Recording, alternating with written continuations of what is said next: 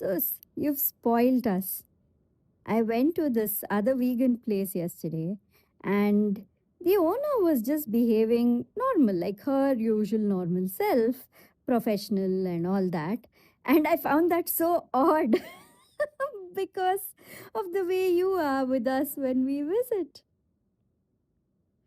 That was a message from one of the people who'd come quite regularly to our restaurant.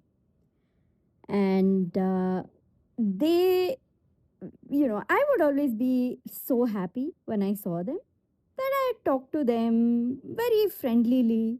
I wouldn't keep a gap between myself and them, like, me being all professional and formal and polite, of course, while talking to them, just because at that moment I am wearing the guise of the owner of a restaurant or a chef.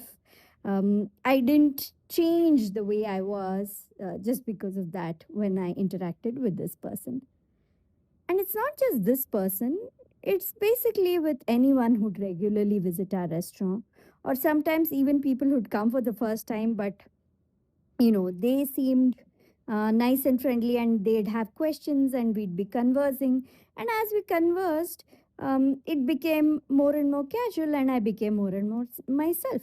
Already, I used to be pretty close to who I normally am, but even more so with people who I felt comfortable with, which was, let me say, about 80 to 90% of the people who'd come to dine with us.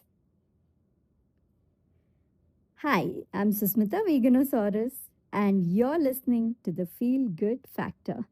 Thank you so much for being here.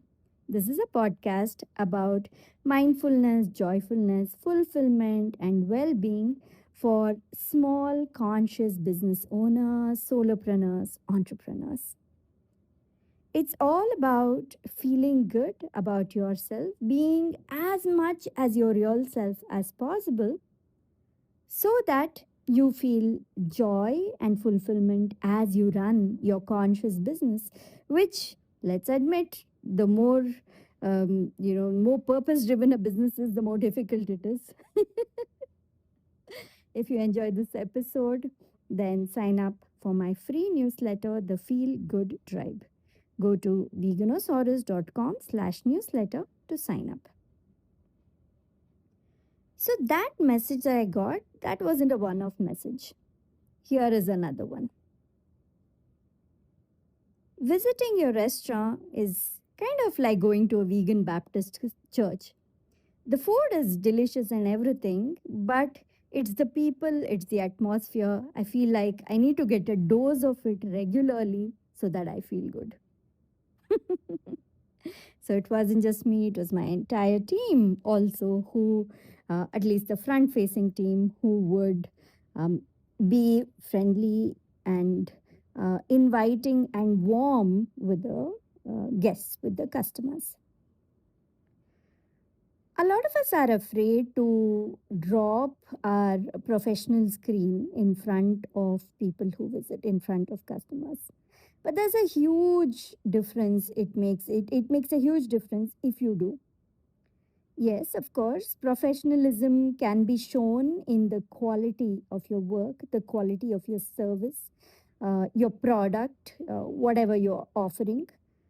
And it can be shown in how well you execute it, how good your communication is, the clarity. That is where your professionalism can be shown.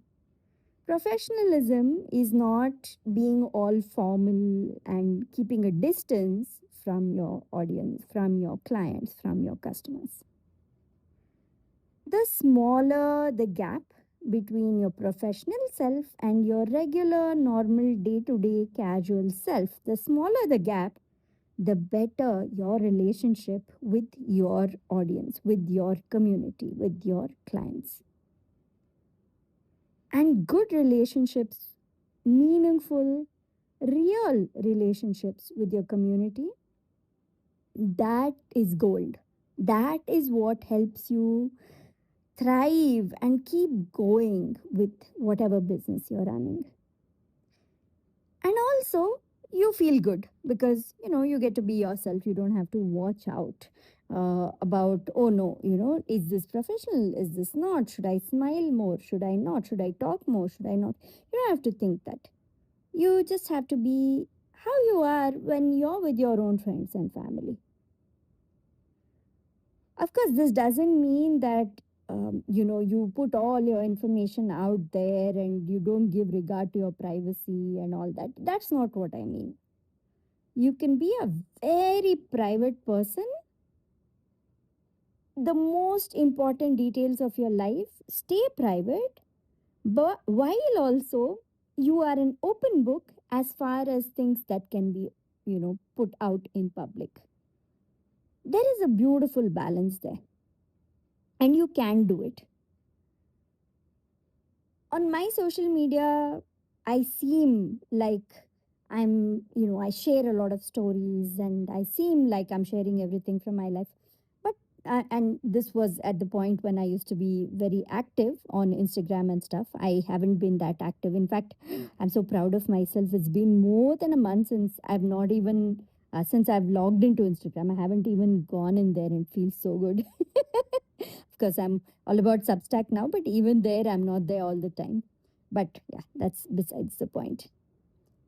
Even when I was most active on Instagram, sharing a lot of stuff, little snippets from my life, even so, people didn't know the most important things about me. Years after knowing this one person online, in one of my posts, I'd mentioned something about how my husband makes great peanut curds or something like that. And this person was like, wait, what? You're married? Of course, I don't post my birthday. I don't share pictures of my direct family on Insta. So there are many things. Your most treasured, precious parts of your life, the sacred parts of your life can stay private, while also who you are authentically can be an open book. It can be shared, it can be put out into the world. So don't be afraid about privacy and don't be afraid about, oh, am I being formal or, too informal or too casual? Um, be yourself.